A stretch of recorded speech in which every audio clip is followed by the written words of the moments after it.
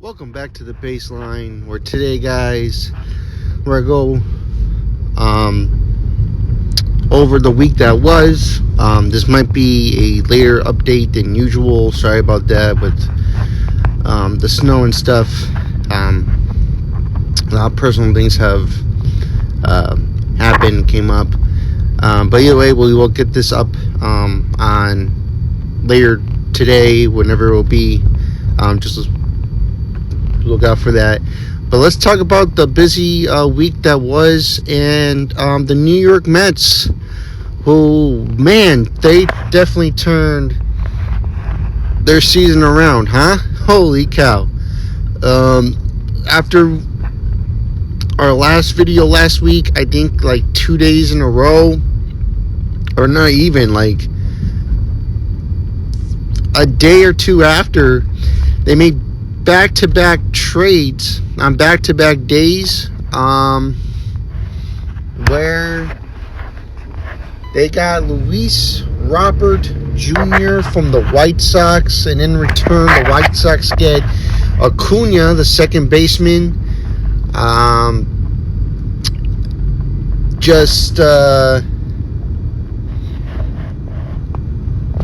Interesting trade. The White Sox, I kind of figured we're going to trade him eventually. I just didn't know to where. They, like I said, the Mets get a package for him with Acuna and another prospect from the Mets. And look, Robert, they're taking a big risk here. They really are. They're taking a huge risk with Robert. Hasn't been healthy the last 2 years. Are they hoping maybe they could get 2023 Luis Robert Jr.? I don't know. I don't know what the Mets are thinking, what the Mets are planning right now. But he is good defensively. I mean, they said they want to improve on defense. They got it with Luis Robert Jr. But maybe change of scenery as well. Maybe change of scenery could help him. Knowing that he's not the big guy that belongs to Soto and Lindor, Marcus Semien, Bo Bichette. It belongs to those guys. It kind of reminds me of the Kyle Tucker. Kyle Tucker signs with the Dodgers, and I've said he's like the fifth best guy on that team. So is Robert Jr. He's the fifth best guy on that team, or hell, even if he's fourth, he's the fourth best. Still, I would take that over being the number one guy. He's got to have some great coaches and some great mentors to help him out. He's gonna have at least, a couple guys like Semien, like a Lindor, just help him with his swing and help him get out of slumps, because they know what it's like. These guys are veterans. These guys been here for 12 plus years, wherever they can. So maybe a change of scenery will help him out. Yes, he does have Juan Soto. He is young. I think this is his last year on his contract. He'll be a free agent next year, so you are taking that much money. I think it's $20 million, but something says like plus tax, they're also taking on $40 million for Robert Jr. So we'll see how this move is. As for the White Sox perspective, look, Acuna needed to play. They do have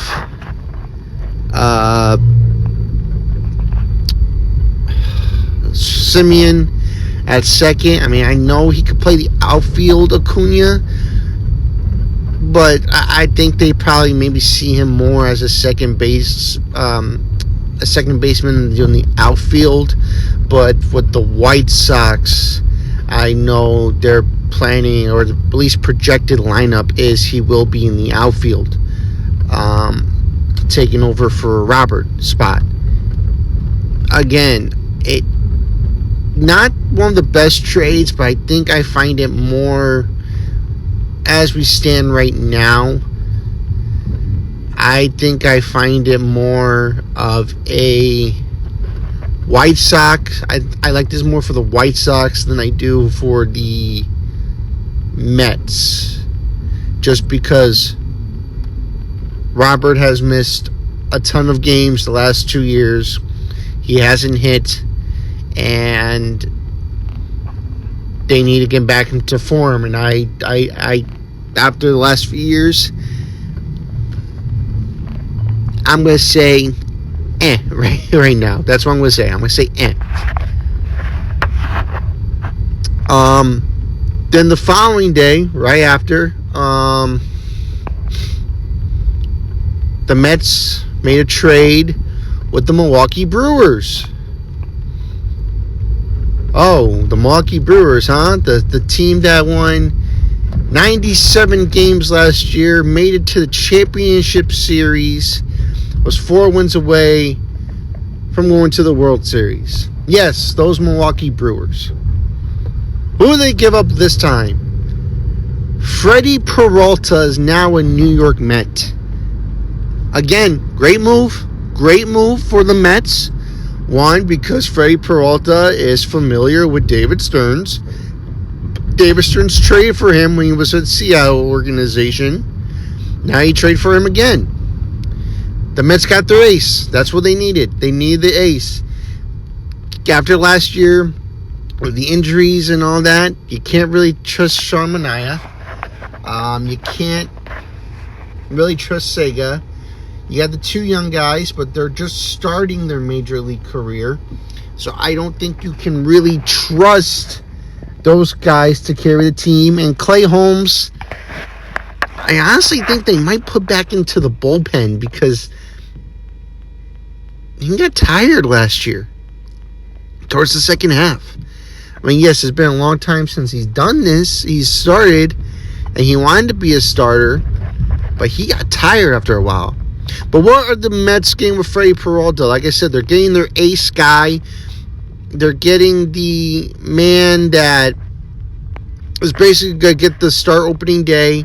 He is a great starter. He led the National League in wins with 17. I think he was top 5 in ERA, I believe. I don't, he's just a fantastic player. He's coming off his contract after this year, so he will be a rental. This is a guy, if I'm the Mets, I gotta lock up. Like, David Stearns has to lock this guy up. He is so talented that it's hard to pass on him. It really is. It's really, really hard to pass on Freddy Peralta. He is a young starting pitcher that you would really love to have on your team. So I believe that the Mets made a great move. It's gonna be fun to watch that Mets team. See where they go with Sega. See what Manaea can do. And I'm liking this New York Mets team a lot more than I did last year. Yes, you got two guys who are playing out of position in Polanco and in Bichette, who've never played. Bichette never plays third in his career, and Polanco has never played first. But I think they could do it. It'll be easy to do. I mean, like I mentioned in last week, when this Bichette move happened, I immediately thought of A-Rod when he got traded over to the Yankees and Derek Jeter was there. But I like this Mets team more because, one, you're not really relying on the home runs like Alonso, Soto, whoever else you have. on last year's team. You're more relying on contact with Bichette to move runners on base, to Simeon, who's more of a contact guy. Like, these guys are contact guys, and they're just gonna get runners in scoring position. They're gonna get in scoring position for the guys behind them.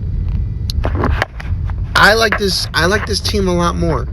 Do I think they're done? No. Maybe go after like a Zach Gallen. Give him like a 2-year deal.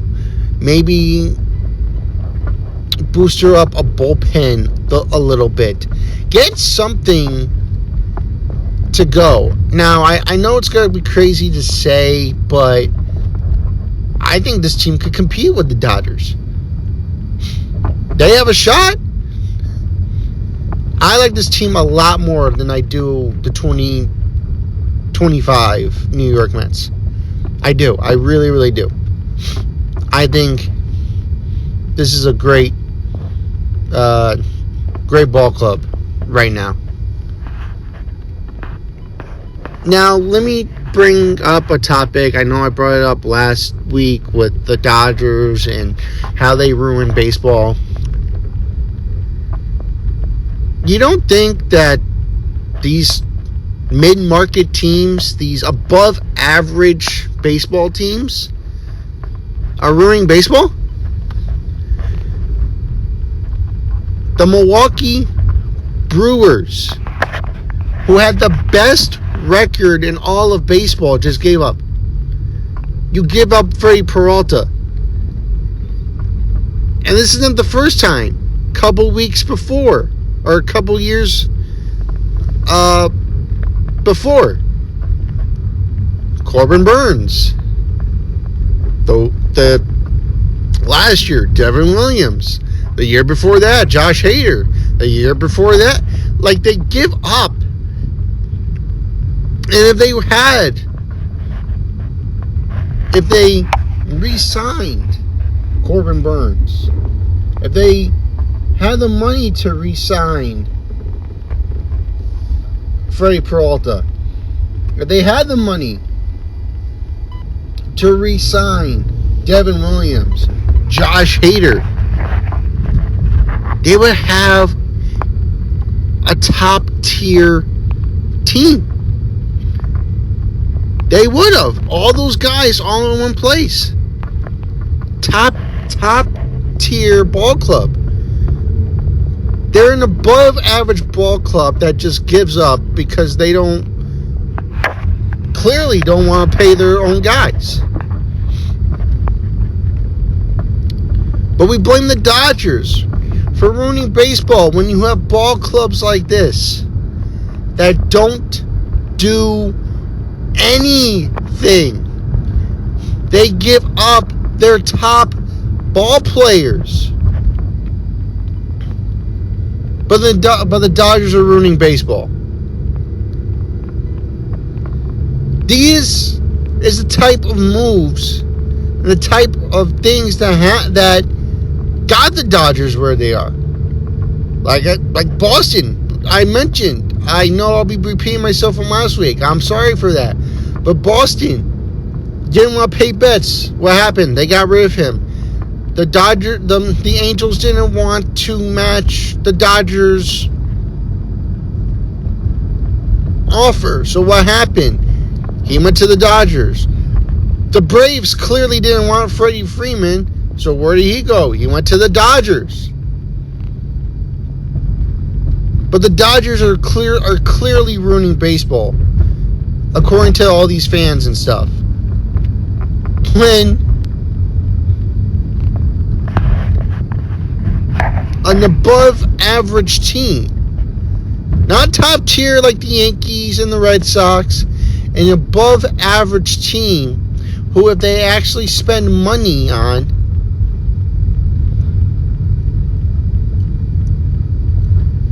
clearly could have had a shot, but in their eyes, well, we can't compete with the Dodgers, so we're gonna give up. We can't compete with the Phillies, so we're going to give up. We made it to the World Series. Well, we can't compete with the Yankees. We can't compete with the Red Sox, Toronto. So we're going to give up. Why? Why?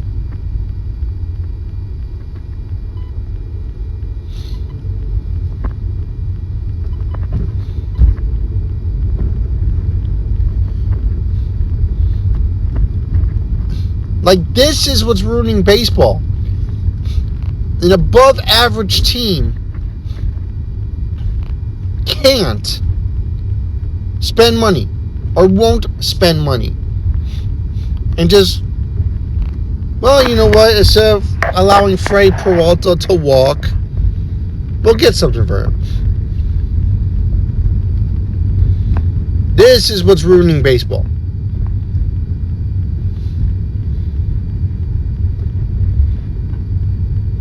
Is above average teams don't want to at least give it a try.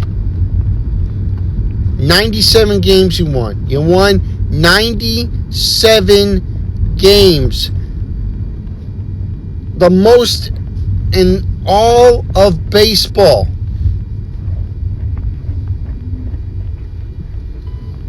And let's give up. We couldn't beat the Dodgers. So let's give up.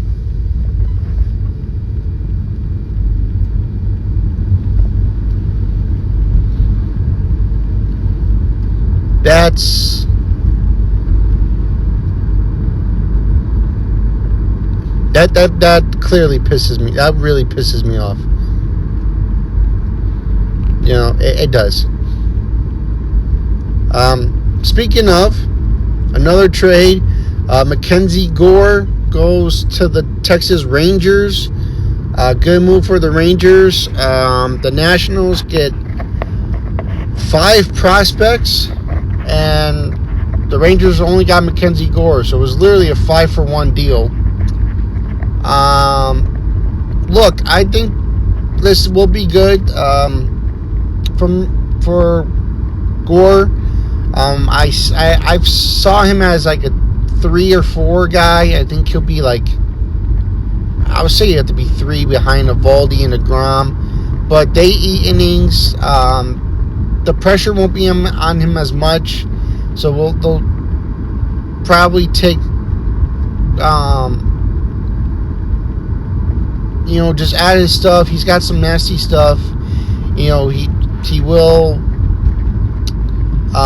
be comfortable. That's what I was trying to say there.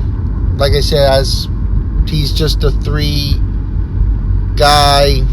I never saw him as an ace. It's just the Washington Nationals are just, they don't really have anyone else. They clearly are spending money. I think they're going to rebuild. I think Abrams is next.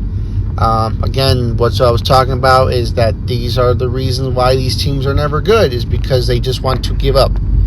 And I don't think it's a good idea to just give up. Do something to get this ball club competing again. But they don't. I think they need to. I think they should. But the ball club is not, like, this is where it's at. I mean, I since Gore was going to go anyway, just because he had 2 years left before he's a free agent on his rookie contract. I mean, he's not a terrible pitcher. He is a great pitcher. So we'll see what happens with the Rangers. But I do like this, just because, like I said, you got DeGrom, you got Eovaldi, those guys up there, controlling the 1-2 hole. You have him. We never actually haven't seen fully of that guy Rooker. he really hasn't been at his full potential. So we'll see what he could do. We'll see.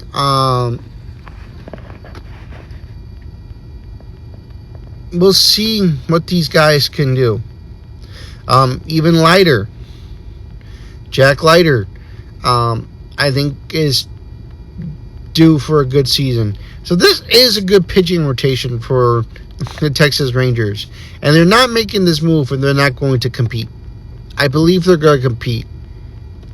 Slowly but surely, but I think they will get there eventually. All you really got to do is compete with Seattle. I don't think Houston's good anymore. And we obviously know about the other teams. I think this is a really, really good deal. Bellinger goes back to the Yankees. Saw that coming. He has an opt-out after year 2. I don't think this is good enough. You're basically running it with the same team. And I heard it, the same team and run 94 games. And last year they had Garrett Cole to win more. This and that, yada, yada, yada. Yeah, look, you can run with the same team all you want. When everyone else around you is becoming better, that's where the problem is. Right now, your rotation, right now, as we speak, Max Fried, Heel, Schlittler, Yarbrough, Paul Blackburn.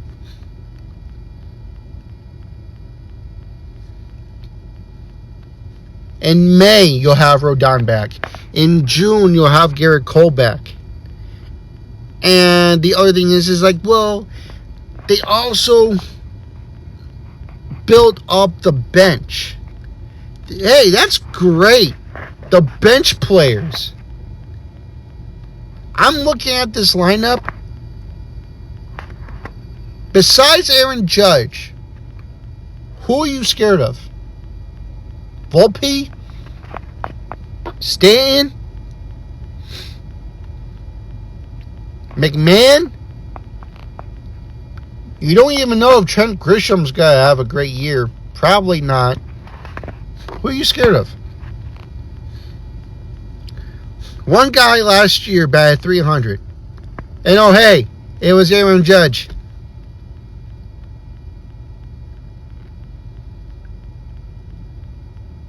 Who are you scared of? Toronto got better. Right now, Baltimore got better, and I don't believe they're done. But we got Cody Bellinger. That's it. We just got Cody Bellinger.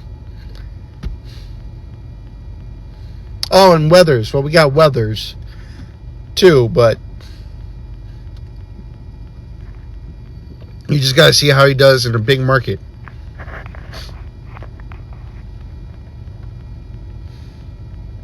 Again, who are we scared of? I like the move because I think Bellinger fits very, very well with the Yankees.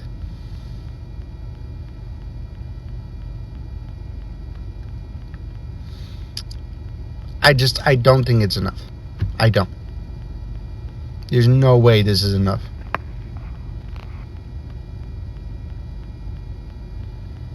I could be wrong. But there's no way this is enough to go chase a championship.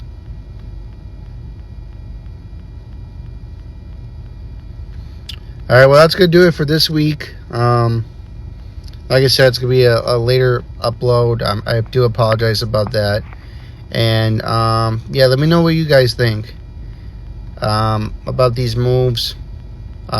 Hit the subscribe button, hit the notification bell, and I will see you all in the next one.